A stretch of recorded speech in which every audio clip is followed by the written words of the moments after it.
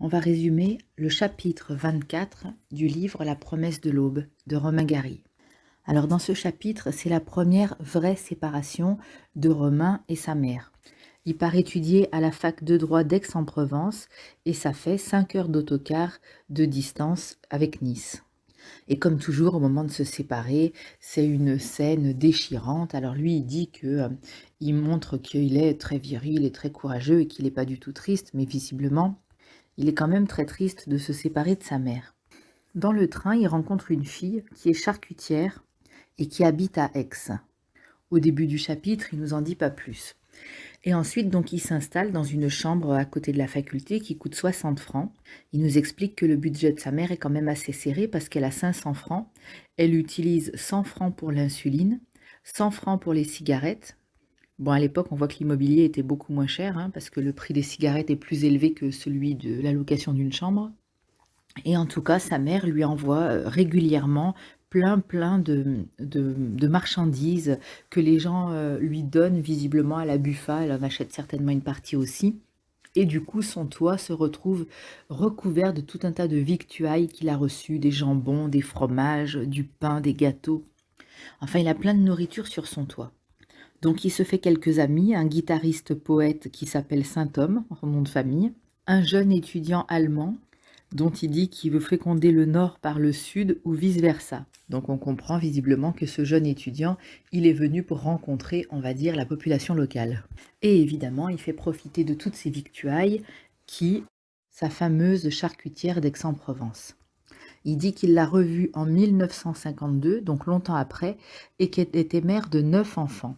Là encore, il fait une petite blague, il dit « Ça prouve que la Providence a veillé sur moi parce que de mon côté, j'ai jamais eu le moindre problème. » Donc il mène sa vie de jeune étudiant et en même temps, il reçoit très régulièrement des lettres de sa mère. Des lettres qui sont très grandiloquentes, tout comme l'est le personnage depuis le début du livre, où elle lui tient des propos en lui disant « Sois fort, sois courageux, ne faillis pas, etc. » Et il dit que finalement, quand il a vu écrit sur les murs en pleine guerre « Nous vaincrons parce que nous sommes les plus forts » qui avait été écrit par le gouvernement Reynaud, il dit que pour lui, ça avait un petit côté de déjà-vu parce que sa mère avait déjà le même genre de propos et de vocabulaire. Ça encore, c'est une petite blague, évidemment, parce qu'il compare sa mère, qui est une petite vieille femme, à toute une troupe de généraux. Enfin, même à un gouvernement pendant la guerre. Donc, il continue toujours à écrire énormément. Il y avait aussi une question d'évaluation qui était où est-ce qu'on voit la naissance d'un écrivain? Et bien là, par exemple. Et il continue toujours à écrire parce que pour lui, écrire, c'est devenir quelqu'un. Et devenir quelqu'un, c'est important pour sa mère qui a tellement sacrifié pour lui. Donc il écrit et il envoie un manuscrit et pour une fois, il a une réponse d'un éditeur qui s'appelle Robert de Noël. Et cet éditeur lui fait passer un dossier de 20 pages qui a été écrit par une psy qui s'appelle la princesse Bonaparte, je crois qu'elle a effectivement existé cette dame, et qui fait un rapport de 20 pages sur lui en se basant sur son écrit. Et elle lui trouve tout un tas de pathologies tordues, un peu dans la veine freudienne, avec tout un tas de choses, de refoulement sexuel, enfin bon, tout un tas de choses comme ça. Et lui, comment est-ce qu'il le prend, cette espèce de diagnostic? Eh ben, il en est fou de joie parce qu'il trouve que c'est une forme de reconnaissance. Il est vraiment, dans ce rapport, quelqu'un d'exceptionnel. Par exemple, pour donner un exemple, il l'accuse d'être... Enfin, il l'accuse. Elle le cerne comme étant quelqu'un de nécrophile. Donc lui, il prend ce qu'il pense être la position adaptée à son nouveau statut de personne exceptionnelle, diagnostiquée comme étant, d'après lui, je reprends son mot, particulièrement démoniaque. Et donc, par exemple, qu'est-ce qu'il fait pour montrer qu'il est quelqu'un d'absolument très dangereux et de très troublé? Il se balade sans arrêt avec des ciseaux et il joue avec. Et alors il dit, les gens autour de lui disent, mais qu'est-ce que tu fous avec ta paire de ciseaux? Donc encore une fois, c'est de l'humour, parce que lui, il croit qu'il a l'air dangereux en se baladant partout avec sa paire de ciseaux, et les gens autour de lui se demandent bien pourquoi. Et lui, il répond d'un air ténébreux comme ça, il répond « mais je ne peux pas m'en empêcher ». Donc on voit encore une fois l'autodérision dont il était question dans le fameux questionnaire d'évaluation. Il dit aussi que à la fac de droit, tout le monde pense qu'il est un disciple de Freud. Il dit pourtant je ne connais absolument rien sur Freud, mais je me baladais toujours avec un livre de Freud à la main. Il est quand même toujours beaucoup dans l'image mais il nous montre une certaine distance, hein. Il l'a déjà montré dans les chapitres précédents avec tout ce courant psychanalytique. Il a quand même un petit problème avec sa charcutière, parce que quand elle apprend tout ce qui est écrit à son sujet, elle lui fait des avances et finalement, elle l'accuse d'être cruelle, de la priver justement de toutes ces choses qu'il est censé refermer en lui. Parce que lui, il dit que quand même, il était quelqu'un d'assez sain, mais simple aussi, et que finalement, toutes ces choses auxquelles elle l'invitait, non seulement il n'en connaissait rien, mais ça ne l'attirait pas spécialement. Donc la dernière partie de ce chapitre, ensuite, elle parle de son retour auprès de sa mère. Alors il dit 1 an après, j'ai pas bien compris si ça veut dire que pendant 1 an il n'est pas revenu, parce que bon, 5 heures de bus, c'est pas non plus le bout du monde, mais je ne sais pas. En tout cas, il dit que 1 an après, il rentre. Sa mère, comme lui, est très très fière de son rapport psychanalytique qui a été fait par la princesse de Bonaparte, et elle le montre à qui veut bien le voir. Encore une fois, c'est beaucoup d'humour, hein, parce que c'est un rapport dans lequel elle le fait passer pour un grand détraqué, et au lieu d'en avoir honte, eh ben lui, il en est fier, et sa mère en est encore plus fière. Mais il a un autre problème. Donc sa mère a du diabète. On sait depuis quelques chapitres qu'elle se pique à l'insuline. Elle gère toute seule un hôtel, pension et restaurant. C'est elle qui fait les courses pour faire tourner la boutique. Elle part tous les matins à 6 heures. Et parfois, elle s'écroule dans la rue et c'est les passants qui la ramassent. Et elle a épinglé sur elle un papier sur lequel il y a écrit je suis en train de faire une crise d'hypoglycémie parce que je me pique à l'insuline. Si vous me ramassez par terre, donnez-moi du sucre, il y en a dans mon sac. Et évidemment, Romain, il est très inquiet pour sa mère. Il a peur qu'elle meure et surtout, il est très complexé par cette situation. Il dit, moi, j'ai pas l'âme d'un maquereau et je me retrouve avec ma mère qui est vieillissante, qui est malade et qui sacrifie toute sa vie et qui travaille énormément pour me faire vivre.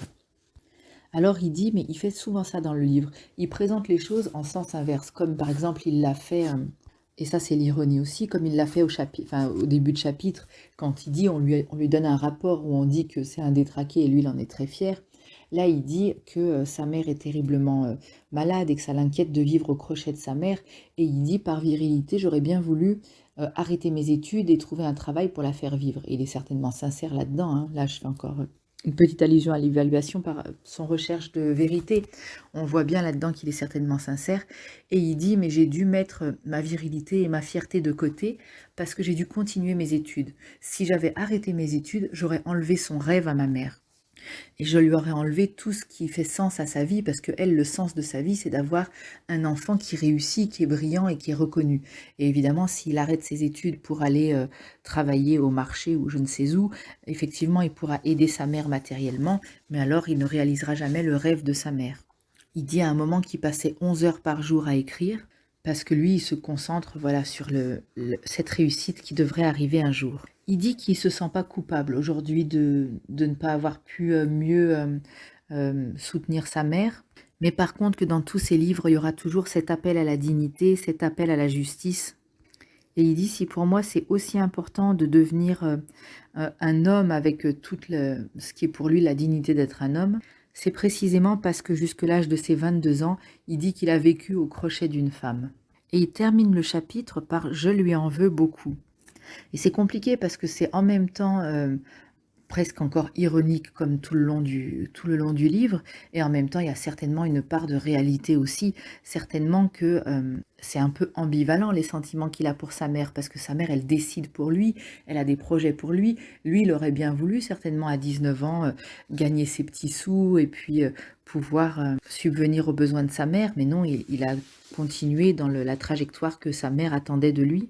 Et il a beaucoup culpabilisé, certainement, même s'il dit « je me sens pas du tout coupable », en tout cas, il a culpabilisé sur le fait, peut-être qu'à 40 ans, quand il est sur son rocher à Big Sur et qu'il y repense, il ne se sent pas coupable, mais en tout cas, cette culpabilité l'a animé. On voit bien que c'est dans cette culpabilité d'avoir été un enfant à charge de cette femme qu'il a trouvé sa rage et sa force de devenir quelqu'un et d'écrire. Voilà, on va s'arrêter là, fin du résumé du chapitre 24. On va résumer le chapitre 24 du livre La promesse de l'aube. C'est un chapitre qui est empreint d'ironie tout au long de son déroulement. Donc Romain Gary est rentré à l'hôtel pension Mermont pour y passer l'été. Et là, il y a un événement troublant qui se produit. Il y a un taxi qui s'arrête devant la porte et il y a sa fameuse charcutière qui descend et qui vient à leur rencontre. Donc elle arrive en larmes avec des menaces de suicide et elle a comme argument de dire: «Est-ce que vous vous rendez compte qu'en plus il m'a fait lire Proust, Tolstoï, Dostoïevski?» Alors là, il joue un espèce de petit vaudeville.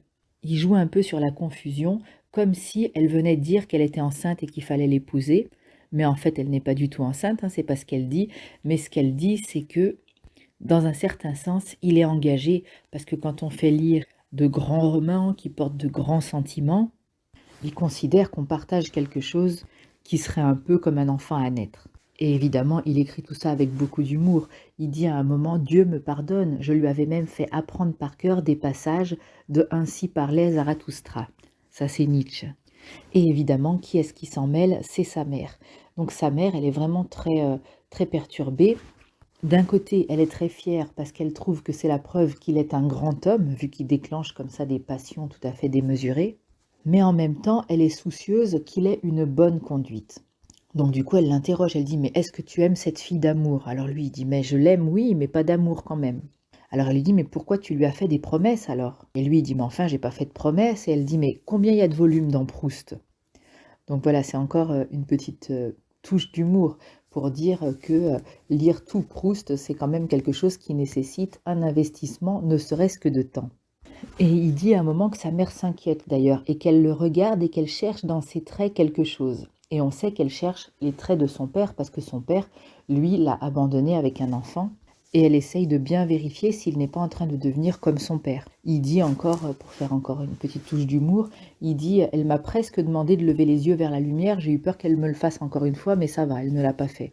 Donc il finit ce récit au sujet de cette charcutière qui s'appelle Adèle, en disant que il l'a recroisée et que cette femme, elle s'est mariée et elle a eu 9 enfants. Et il dit que toute la famille l'a chaleureusement accueillie et le mari d'Adèle lui a allez, avec beaucoup de gratitude, il lui a serré la main avec insistance. Et il est très fier de lui, il dit: «Je suis un très bon père par abstention». Ce qui veut dire, c'est que le fait qu'il n'ait pas épousé Adèle, ça lui a permis d'avoir une vie heureuse et épanouie. Apparemment, ils ont gardé des liens parce qu'il dit qu'il est même passé chez elle et il a pu s'assurer que dans la bibliothèque, il n'y avait que quelques bandes dessinées des Pieds Nickelés. Les Pieds Nickelés, c'est une ancienne revue un peu comme Picsou, c'était des Disney ou des choses comme ça avec un peu d'humour. Et en fait, ce qui veut dire, c'est qu'elle a complètement laissé tomber la littérature et les grands sentiments et elle a constitué ce que lui décrit comme un foyer dans lequel il fait bon vivre, avec un bon époux, ce qui n'aurait pas du tout été le cas si elle l'avait épousé lui. Ensuite, l'automne approche, donc il va bientôt devoir partir pour Paris. Et sa mère a un genre de crise mystique. Alors là, c'est aussi génial. On va suivre donc cette vieille dame qui décide d'un coup qu'il faut prier pour le départ de son fils. Enfin, prier pour que ça se passe bien. Alors il y a encore une façon de parler du créateur qui est un petit peu surprenante. C'est en même temps très respectueux et en même temps avec une pointe d'ironie, mais jamais vulgaire. C'est vraiment très intéressant. Je trouve que ce ton, on devrait quand même s'en inspirer parce qu'aujourd'hui, on a un petit peu de mal à aborder la question. Donc, comment est-ce que Romain Gary nous explique tout ça? Déjà, il dit que sa mère n'est pas très religieuse, mais qu'elle a toujours témoigné beaucoup de considération envers le Créateur parce qu'elle trouve que c'est quand même quelqu'un qui a vraiment bien réussi dans la vie. Et elle a beaucoup de respect pour les gens qui réussissent bien dans la vie et qui se font une bonne place. Donc finalement, elle dit à son fils qu'ils vont aller à l'église orthodoxe qui est au parc impérial. Alors lui, il est un peu surpris, il dit: «Mais est-ce qu'on n'est pas plus ou moins juif?» Et sa mère répond: «C'est pas grave, moi je connais le pope». Donc le pope, c'est l'équivalent d'un curé dans la religion orthodoxe. Et il dit encore une fois avec humour, sa mère, elle a toujours beaucoup cru aux relations personnelles. Donc pourquoi pas avec le Tout-Puissant aussi.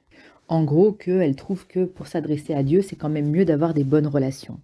Au passage, il précise un petit peu sa position à lui par rapport à la religion.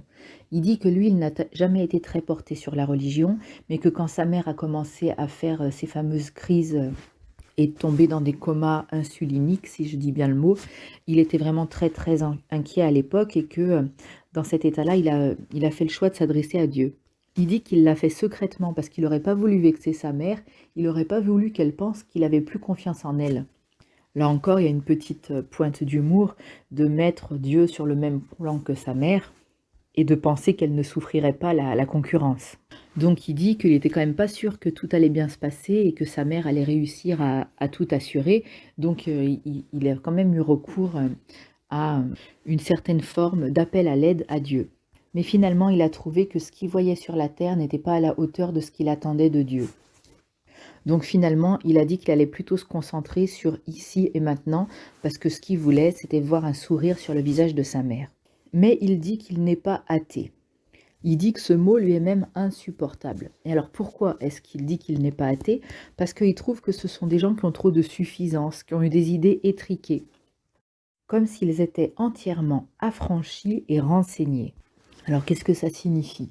Affranchi, donc c'est un esclave qui est libéré de son esclavage, mais c'est aussi l'idée d'être complètement libéré de toute contrainte et de tout devoir envers les autres, et là en l'occurrence envers le Créateur. Et renseigné, ça veut dire qu'ils considèrent que ça y est, ils ont toutes les infos nécessaires.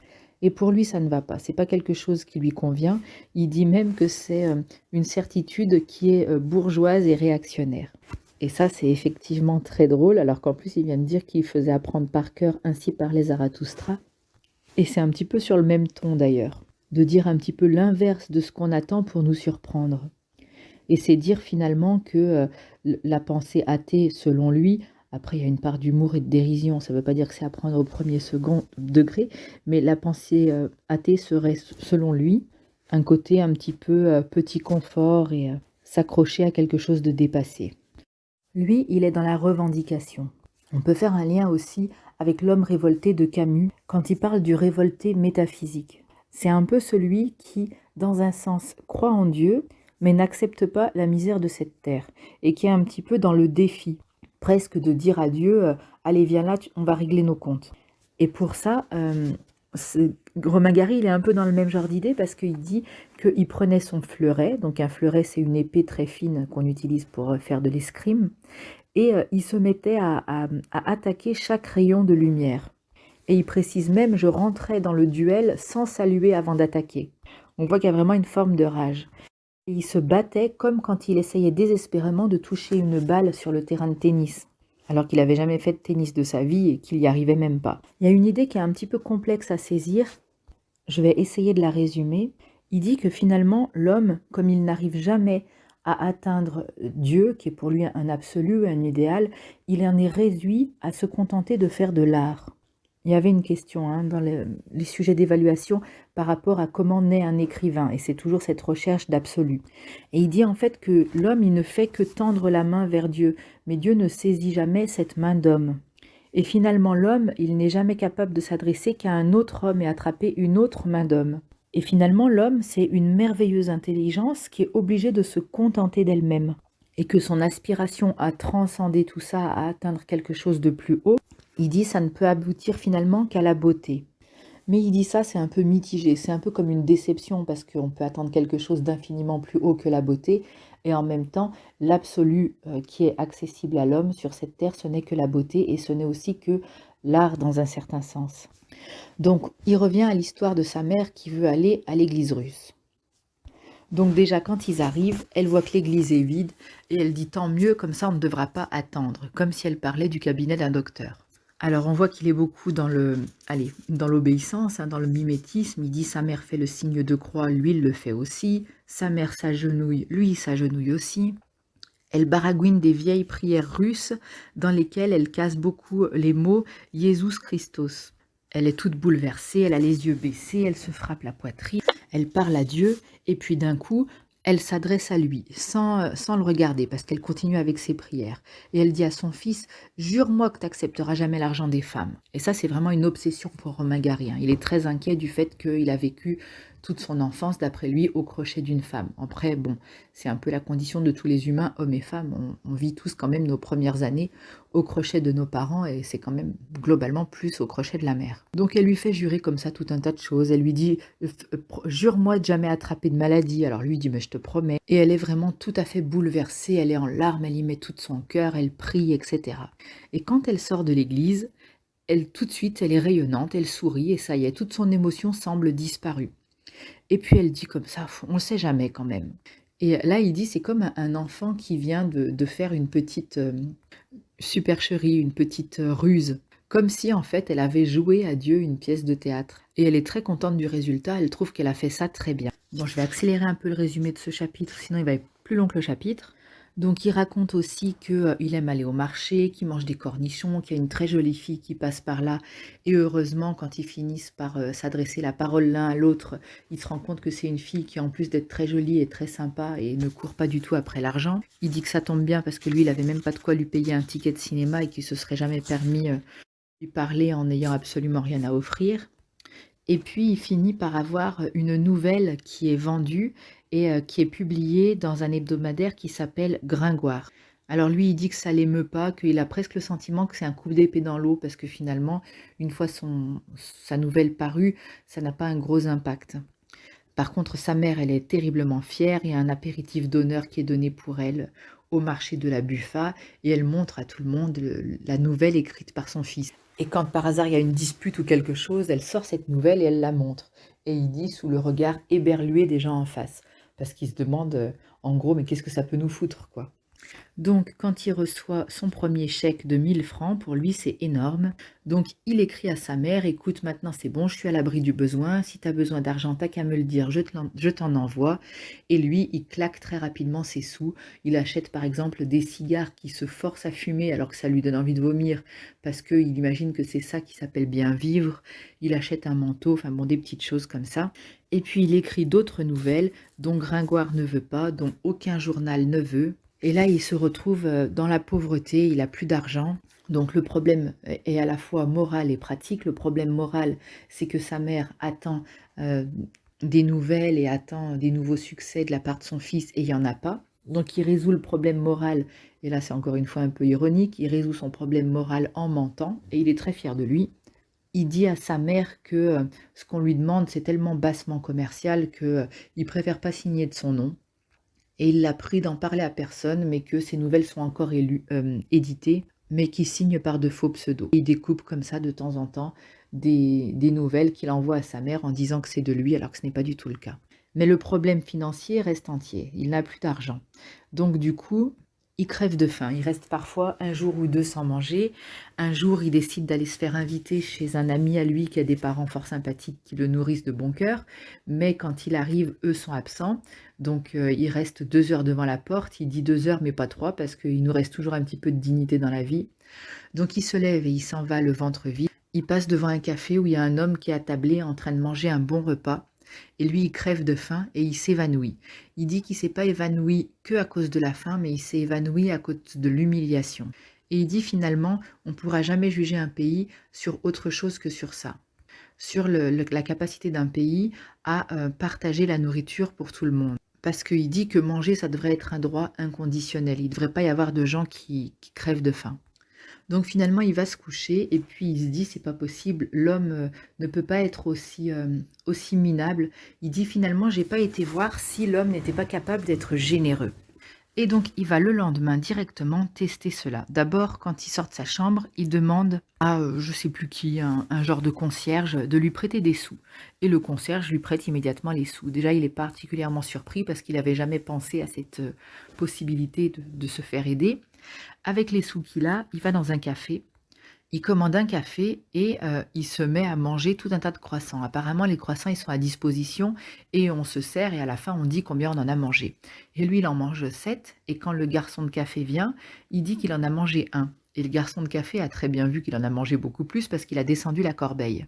Et il lui dit un petit peu d'un ton semi-agressif, mais c'est plus pour la forme. Il dit, dis donc, tu charries, tu te fous de moi, t'as mangé qu'un croissant. Mais après, il lui dit, allez, c'est bon. Lui, il dit, oh, j'en ai peut-être mangé 2. Et à la fin, il lui dit, allez, c'est bon, t'as qu'à m'en payer qu'un. Donc, il finit par apprendre que le serveur s'appelle Jules.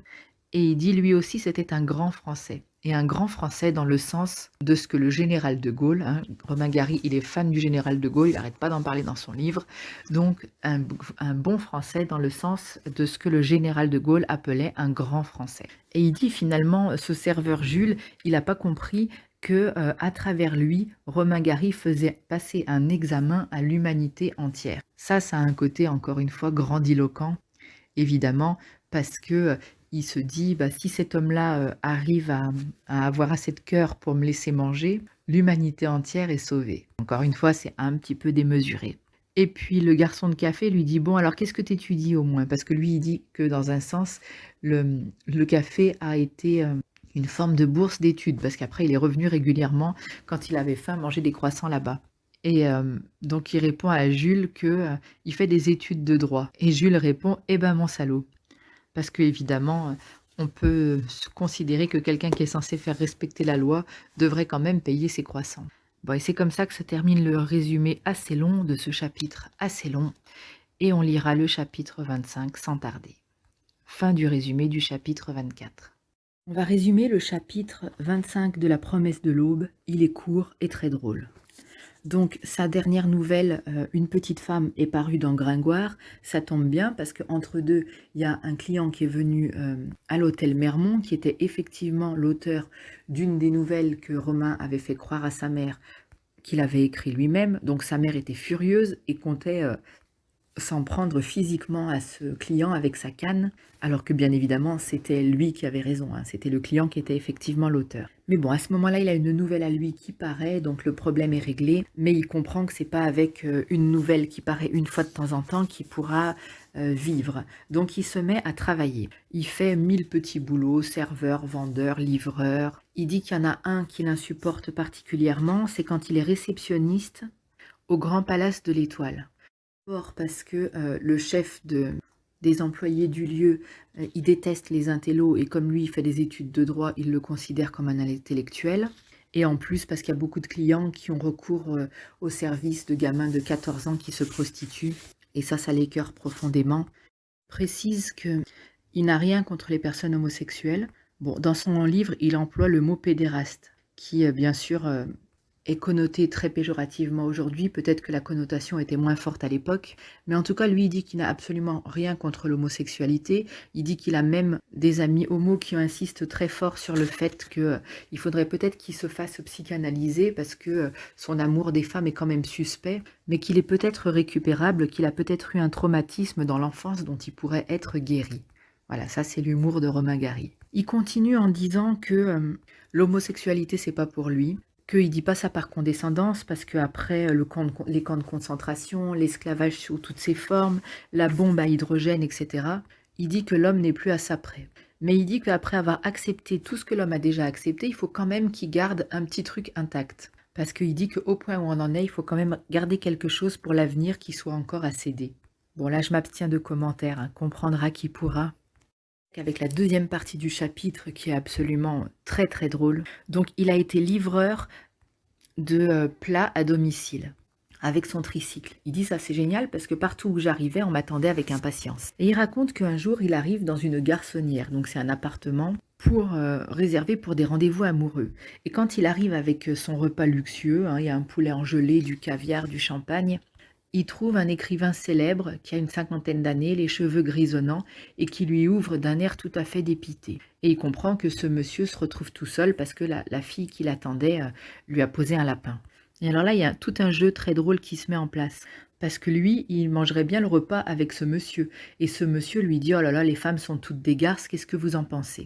Lui, on a vu que jusque-là, il a toujours eu des histoires amoureuses dont il est très heureux, mais il va mentir dans sa réponse. Il dit « Ah oui, oui, les filles sont toutes des garces, bien évidemment. » Et il va aller tout le long du chapitre dans le sens de ce monsieur qui va l'inviter à manger. Et tout au long du chapitre, il va le rassurer dans ce qu'il a envie d'entendre. Et finalement, les rôles vont s'inverser. Donc c'est l'écrivain éconduit, le vieux monsieur, qui va lui dire « Allez, courage, quand vous serez plus vieux, vous aurez cette maturité qui plaît tant aux filles. » Alors qu'en réalité, certainement que la jeune fille, si elle l'a quitté, c'est qu'elle n'appréciait pas tant que ça sa maturité. Et lui fait semblant d'avoir été trompé par des jeunes filles qui aimaient les hommes vieux, matures, etc. Et lui, pendant tout le repas, vante les qualités des hommes plus âgés. Et lui entre dans son jeu, et comme ça, comme il a été invité à dîner, il en profite pour manger tout le repas. Et à la fin de ce dîner, donc le monsieur âgé, l'écrivain, lui offre un exemplaire dédicacé d'un de ses livres et puis lui dit au revoir et lui dit « Mais ne vous inquiétez pas trop, un jour vous aurez mon âge. » Et là, il dit qu'à ce moment-là, il n'a pas rigolé du tout parce qu'effectivement, il a réalisé qu'effectivement, un jour, il aurait son âge. Et il a fait semblant pendant tout le repas de dire à quel point c'est merveilleux d'être un homme mature et que les femmes n'adorent que ça. Mais il termine sa journée avec exaltation, la joie de vivre, sa jeunesse. Il rentre en pédalant à toute vitesse sur son tricycle. Il a bien mangé, il s'est bien amusé, il lâche les mains du guidon, il rit tout seul et il grille un feu rouge. Et là, attention, le bon français va encore revenir. Il y a un gendarme qui le siffle et qui l'engueule, qui lui dit: «Mais qu'est-ce que vous avez fait là? Vous voyez pas qu'il y a un feu rouge?» Et lui, il est tout sourire et il répond au gendarme: «Mais enfin, la vie est belle!» Et il dit: «Ça, c'est le mot de passe en France.» Et comme il a dit le mot de passe, le policier lui dit: «Allez, c'est bon, circulez.» Et encore une fois, il dit: «Ça, c'est un bon français.» Parce qu'il considère que cette joie de vivre et cet amour de la belle vie, c'est quelque chose qui est typique dans sa tête de la France, et que le policier qui voit ce jeune homme tout euphorique sur son vélo lui dit: «Allez, c'est bon, circulez.» C'est une attitude à ses yeux de bon français. Et il termine ce chapitre en disant que de toute façon, toute sa vie, il aura remarqué que les jeunes de 20 ans ont toujours cette naïveté de croire que la vie est belle. Et il dit: cette naïveté elle-même est vieille et désabusée. Parce qu'en fait, depuis l'éternité, tout le temps, les jeunes de 20 ans ont cette joie, cette puissance, cette vitalité qui évidemment échappe à tout le monde au bout d'un moment en vieillissant. Et il dit que de 1947, quand il allait à Saint-Germain-des-Prés, jusque en Californie, au moment où il écrit ce livre, il a rencontré des tonnes de générations de jeunes qui ont tous ce même élan, qu'il appelle la grimace de ses 20 ans. Fin du résumé du chapitre 25. On va résumer le chapitre 26 du livre La promesse de l'aube. Alors c'est un chapitre qui est tout à fait ironique du début à la fin.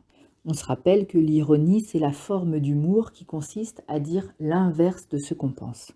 Et encore une fois, avec beaucoup d'autodérision. Alors, Romain Gary nous raconte qu'il a rencontré une jeune femme qui est suédoise.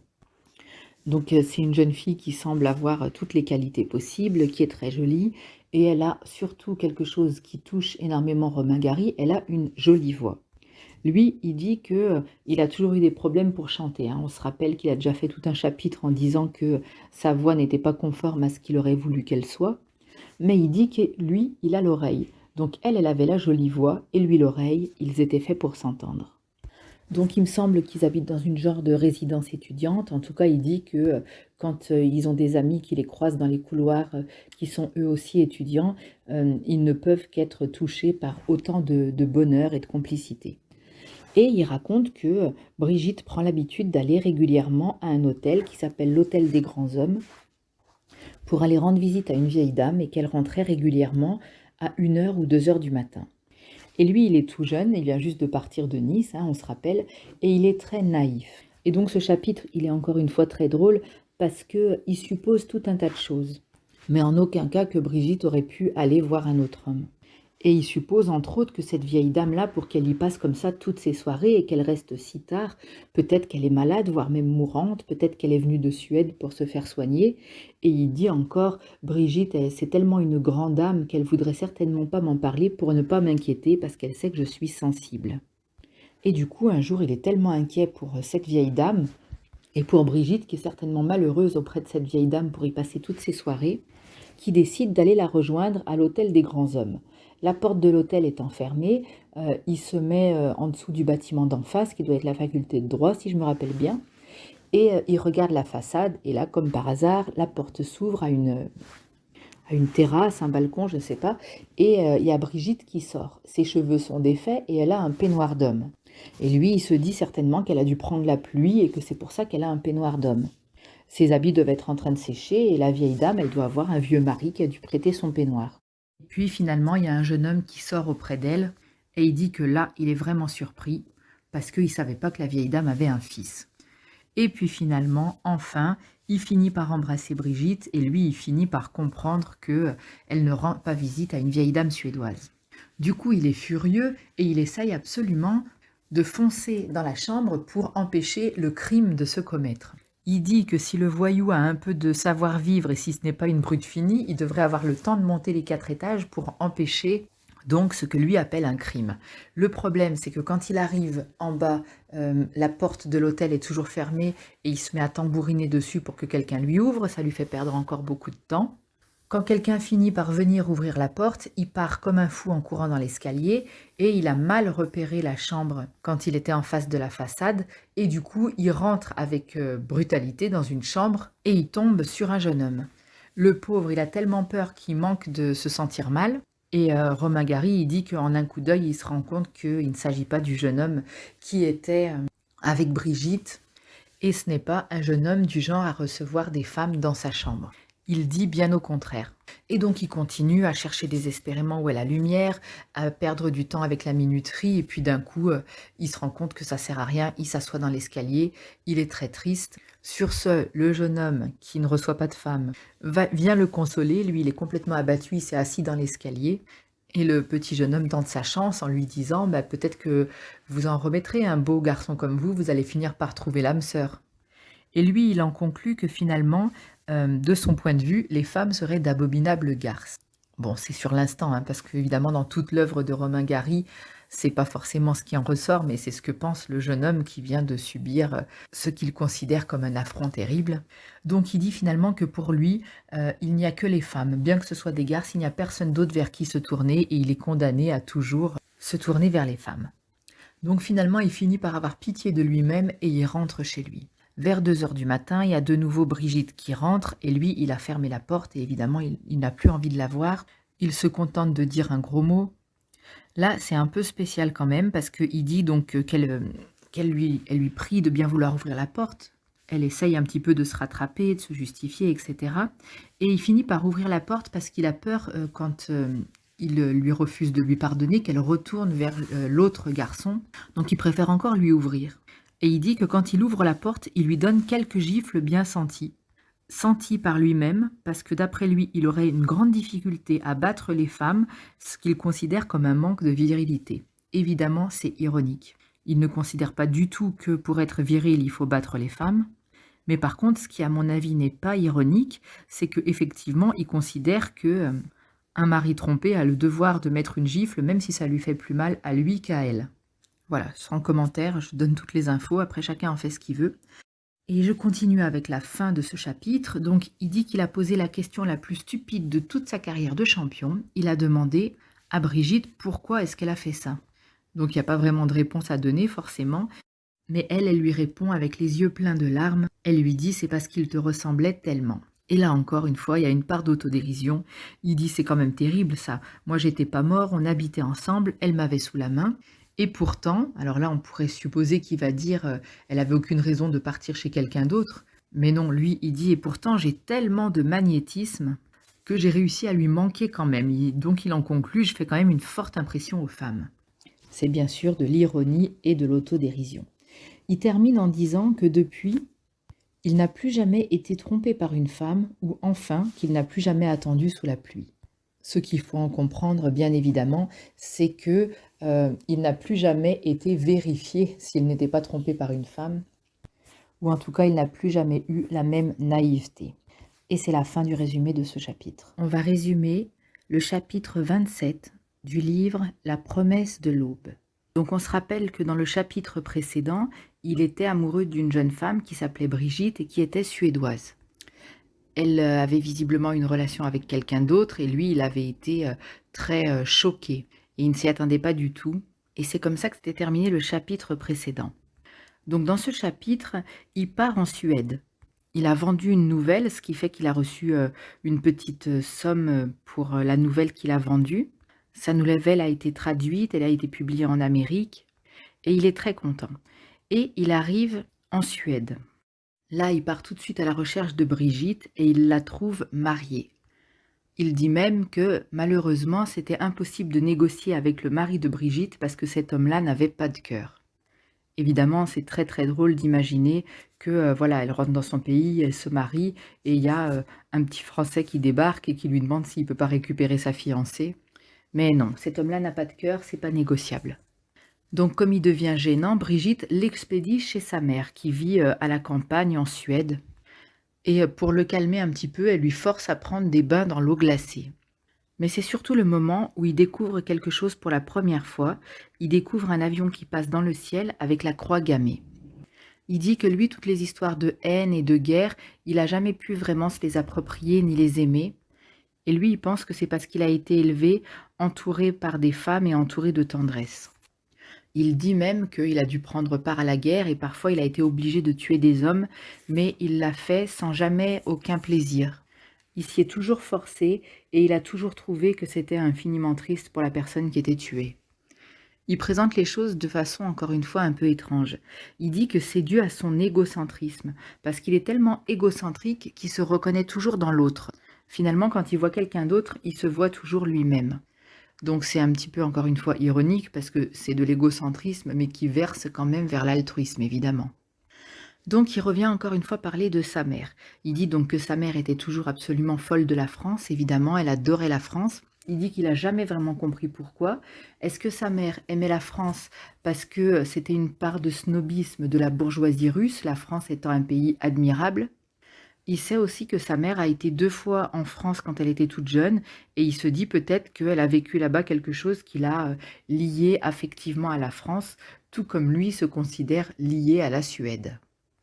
Donc, il a terminé son année d'études, il n'est pas brillant, c'est pas un excellent élève, mais par contre, c'est un très très bon futur officier parce qu'il a très bien réussi toute sa préparation militaire. Il arrive chez lui à Nice et il a une seule envie, c'est d'aller plonger dans la mer qui lui a énormément manqué. Mais quand sa mère l'accueille, elle est encore une fois toute en larmes, toute dans un état pas possible. Il dit: «Je suis habitué», mais là, ça paraissait être encore un peu plus grave que d'habitude. Et elle finit par lui dire: «Écoute mon fils, c'est ton devoir, il faut que tu sauves la France. Hitler est dangereux, il faut que tu ailles le tuer». Donc lui, il n'est pas du tout, ravi. Sa mère, elle dit qu'elle a même un plan, au cas où il se fasse prendre. Là, il dit: «On reconnaît bien ma mère encore, qui considère que non seulement il y aura pas de problème pour tuer Hitler, mais en plus, c'est possible que je m'en tire sans me faire prendre». Et donc elle lui dit: «Même si tu te fais prendre, ne t'inquiète pas, tu auras tellement rendu un grand service à toute l'Europe que les grandes puissances vont demander immédiatement ta libération». Donc lui, il dit qu'encore une fois, il ne peut pas fuir devant l'ennemi, mais évidemment, il est tout à fait, comment, inquiet de ce projet qui lui paraît très difficile. Et puis lui, il voulait se baigner dans la mer, il comptait pas aller mourir comme ça parce que ça lui paraît quand même quelque chose de très dangereux. Et il se résigne quand même à y aller. Il achète son billet de train, il prépare sa valise, etc. Il est prêt pour partir en Allemagne à la recherche de Hitler pour le tuer. Il dit: «Heureusement, j'apprends qu'il n'est pas à Berlin, mais dans une campagne, je ne sais pas où». Donc il s'apprête à se rendre dans cette ville de campagne pour, commettre un attentat contre Hitler. Et puis finalement, le jour du départ, sa mère encore une fois fait une grande scène, mais cette fois dans l'autre sens.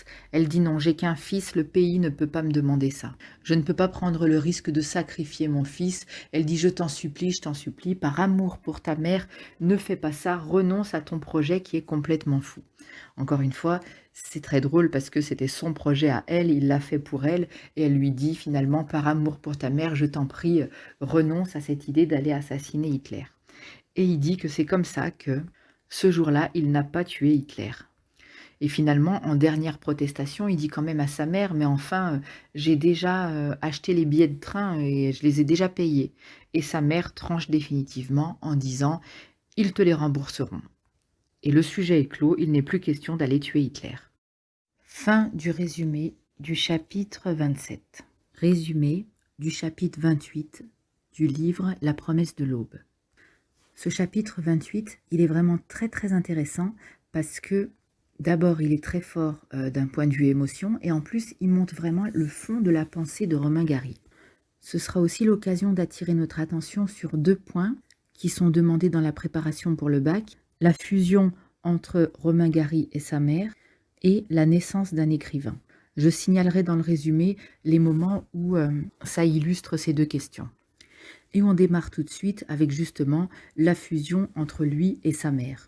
Donc on sait que Romain Gary a fait une école pour devenir sous-officier, une préparation militaire. Il l'a dit dans les chapitres précédents, et là il est à quelques semaines à peine du moment où il va enfin recevoir son grade, précisément son galon de sous-lieutenant, pour ceux qui s'y connaissent sur la question. Et il commence par un petit paragraphe où on voit que entre lui et sa mère c'est flou. Par exemple, il dit: «Nous attendions tous les deux notre appel sous les drapeaux». On se doute bien que lui, il peut être appelé sous les drapeaux, mais que sa vieille mère, c'est pas elle qui va être appelée à servir la France, hein.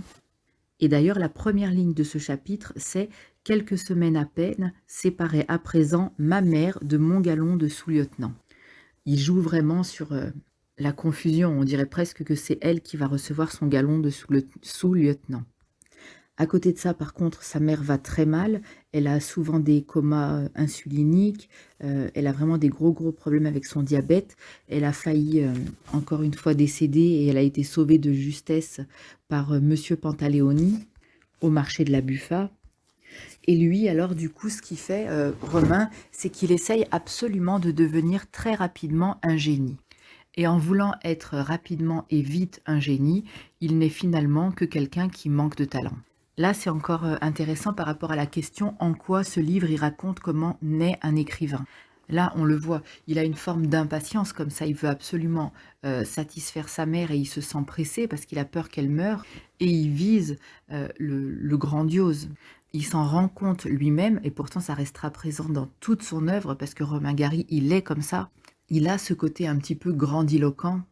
Grandiloquent, ça veut dire qu'il fait des grandes phrases pompeuses de temps en temps. Enfin, pas les mots ne sont pas pompeux, mais les idées sont comme ça, extravagantes, avec un grand sens du drame. Donc, lui, il en est à vouloir absolument écrire un chef-d'œuvre. Le résultat, c'est que d'après lui, il n'arrive même pas à écrire quelque chose de bon. Il dit, il n'est pas facile de chanter juste quand on a un couteau sous la gorge. Parce que lui, il veut absolument réussir avant la mort de sa mère. Donc il voit sa mère qui se démène, qui essaye tout le temps de satisfaire les clients qui sont capricieux. Et il dit pour ma mère qui avait un caractère en acier trempé, c'était pas facile de se contenir et elle était épuisée d'essayer de satisfaire les gens alors qu'elle avait son caractère à elle aussi. Elle se met même à essayer d'apprendre l'anglais. Elle refuse catégoriquement que Romain l'aide pour servir les clients ou pour faire quelque tâche que ce soit parce que elle considère que ce n'est pas digne de son rang, parce qu'elle voit déjà son fils comme un futur officier et puis parce qu'elle le voit comme quelqu'un de haut rang, hein. Elle est comme ça. Et en fait, elle est dans un sens déjà heureuse parce qu'elle imagine le plus beau jour de sa vie. Et le plus beau jour de sa vie se rapproche, ce sera le jour où il reviendra à l'hôtel-pension Mermont avec son uniforme prestigieux. Donc, il est incorporé à Salon de Provence. Là, c'est intéressant parce qu'il y a un passage de l'histoire de la France qui se mêle avec son histoire personnelle. Et en plus, il y a dans ce chapitre qui est traité vraiment le rapport d'une personne qui vient d'un pays étranger, parce que quand même, Romain Gary, il est quand même français de cœur, mais pas depuis longtemps. Et le rapport au pays, il est très intéressant dans ce chapitre. Donc, il est incorporé à Salon de Provence. Et là, il se passe quelque chose d'un petit peu surprenant. C'est-à-dire qu'il y a tous les parents, amis, famille, etc., qui viennent dire au revoir à leurs jeunes garçons qui partent comme ça pour être incorporés dans l'armée. Et il dit, mais il y en a quand même qu'une qui se balade au milieu avec un drapeau tricolore. Et qui c'est, bien évidemment, c'est la mère de Romain Gary. C'est Mina qui, elle, est absolument folle de joie et elle est venue avec son drapeau français. Et parfois, comme c'est pas suffisant déjà d'être la seule dans la foule qui se balade avec un drapeau français, elle se met à l'agiter et elle crie « Vive la France !» Et il dit que ça lui vaut des regards qui sont soit hostiles, soit moqueurs. Il dit qu'il y a toute une classe de jeunes gens, donc de jeunes gens de son âge, qui redoutent, et à raison, parce qu'il va y avoir les événements de 1940, donc c'est la guerre, hein. Donc ils redoutent d'être obligés à prendre part à un jeu de cons. Là je cite, hein, c'est écrit comme ça dans le livre, il dit que c'est un jeu de cons. Donc ils sont un petit peu contre tout cet élan patriotique et il y a des tensions, parce qu'il y en a qui trouvent ça vraiment nul de partir à l'armée. Et donc, c'est là qu'il y a quelqu'un qui dit, en regardant la mère de Romain Gary, « Ça se voit qu'elle n'est pas française, celle-là ».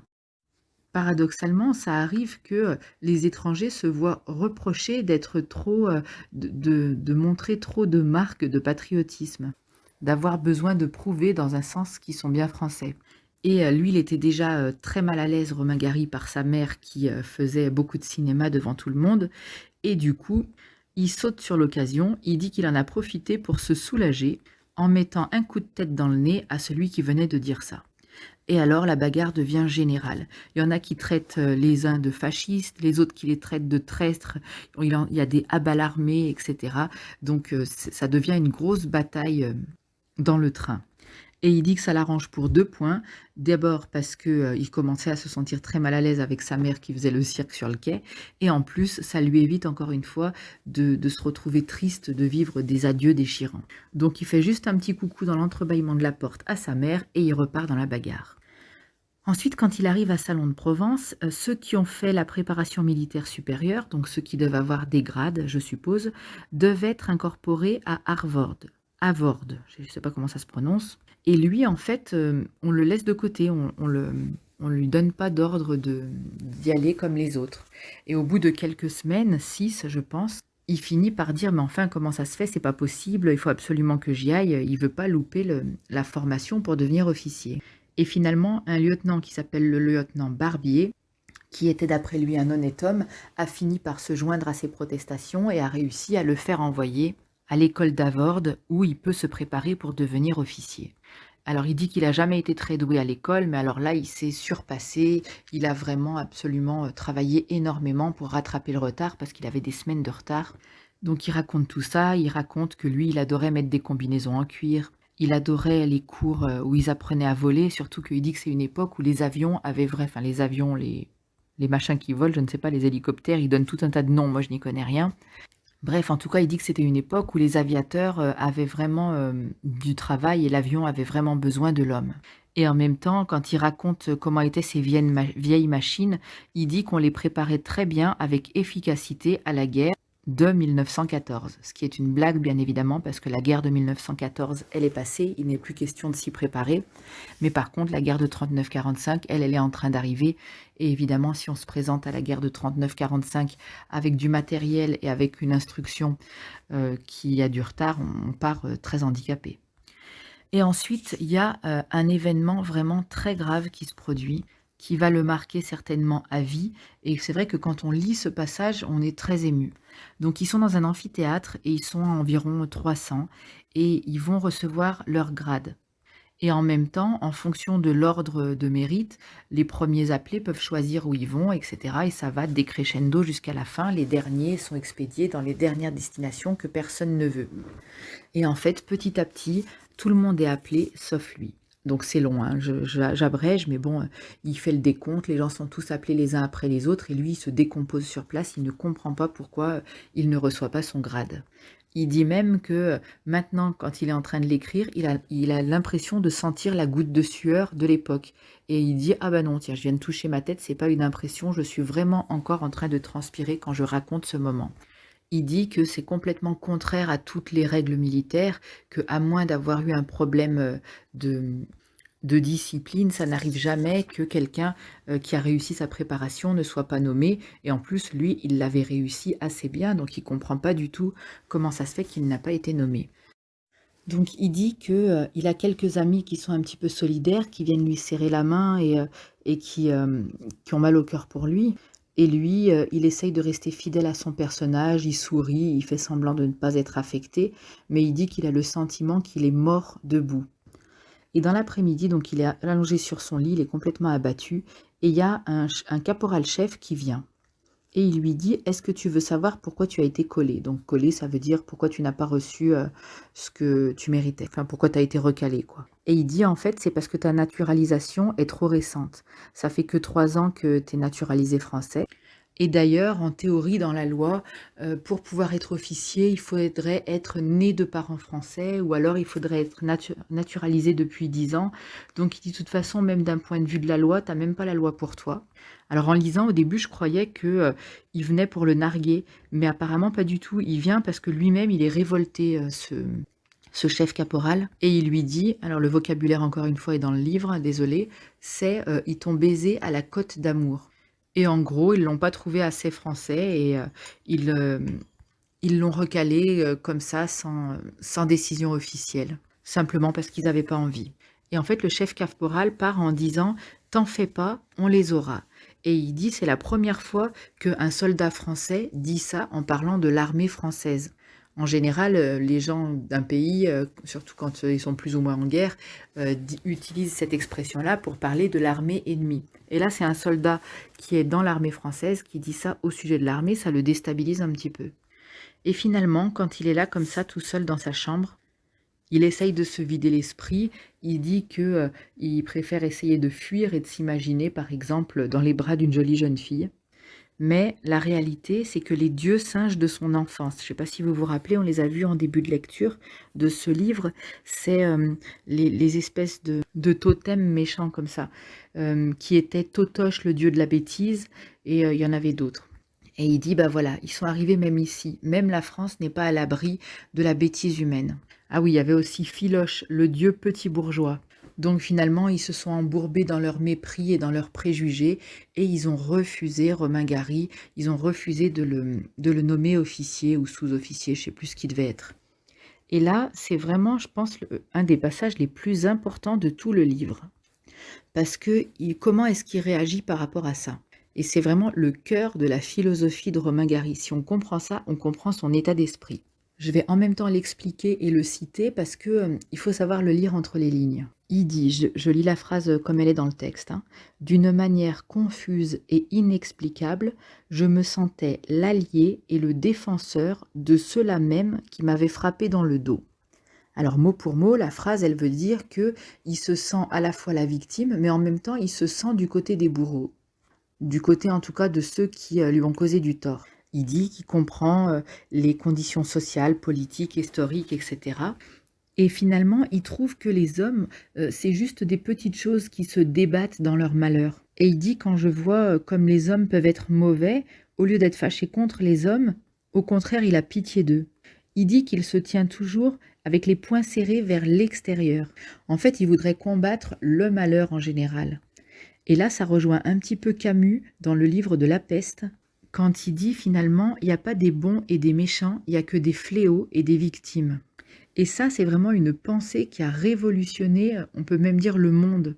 C'est de se dire un petit peu que le malheur, c'est un problème global, et au lieu d'attaquer une personne ou une autre, il faudrait élever un petit peu la condition humaine dans sa généralité.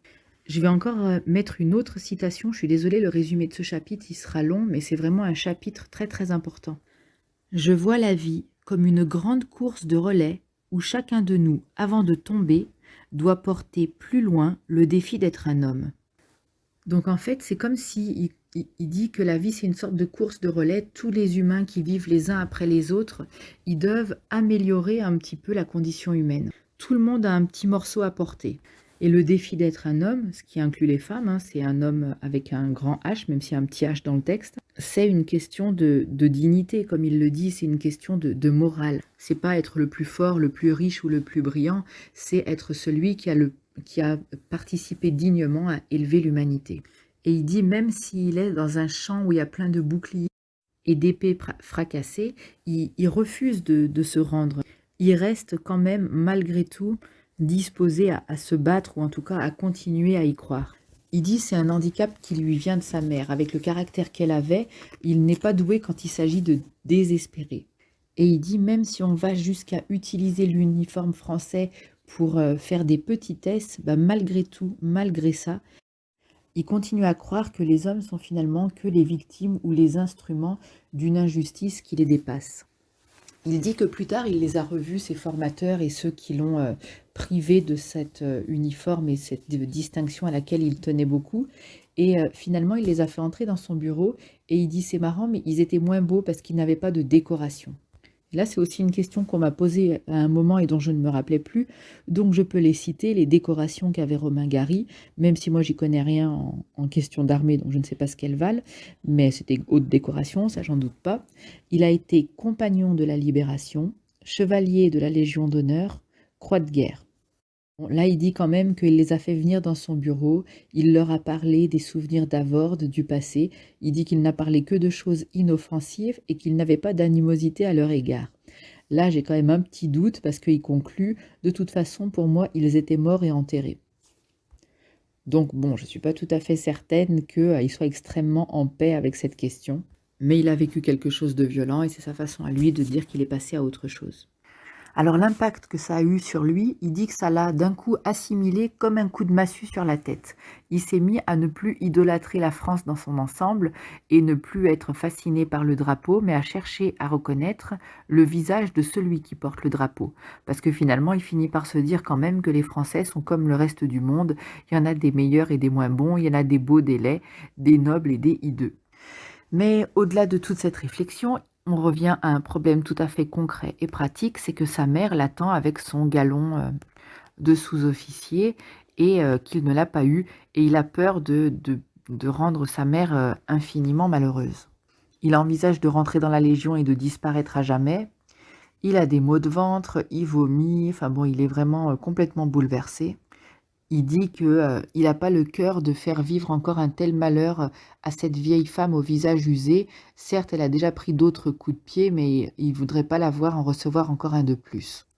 Il arrive à l'hôtel-pension Mermont, la façade a été repeinte, sa mère a préparé une fête à son arrivée, en son honneur et là, brusquement, il a une illumination et il va, faire une espèce de petite comédie à sa mère et quand il en parle, on voit qu'elle, elle fait un petit peu comme un enfant, elle hésite à le croire quand même, mais en même temps, c'est son fils, elle l'adore et elle le croit. Alors qu'est-ce qu'il va lui raconter?